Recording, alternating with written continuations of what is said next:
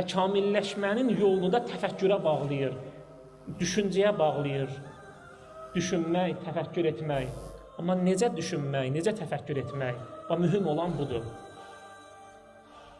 Elə bütün məsələ, bütün işin mahiyyəti düşünməkdirsə, təfəkkür etməkdirsə, əlhəmdülillah, hamı düşünür, hamı təfəkkür edir, hamının özünə görə bir düşüncə tərzi var.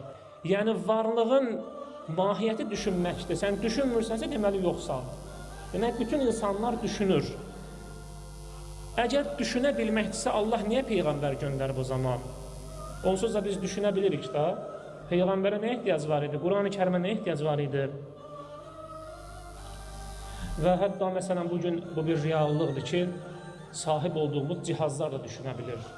İnanmırsınız, əlinizdə telefon var, istəyən baxa bilər. Xütbədən sonra əlbəttə ki, baxa bilərsiniz, süni intellekt deyilən bir cihaz var. Məsələn, düyməni vurursan, səninlə istənilən dildə danışsın. Bir sual verirsən, sənin üçün mühakimə edir, analiz edir. Məsələn, bəzi sualları göndərirsən, mühakimə aparır, düşünür, öz düşüncəsini sənə təqdim edir. Görürsən ki, artıq cihaz da düşünə bilir. Demək ki, insanın üstünlüyü, insanın kamilliyi düşünmək deyil. Təkcə düşünməklə, təfəkkür etməklə məsələ həll olunmur.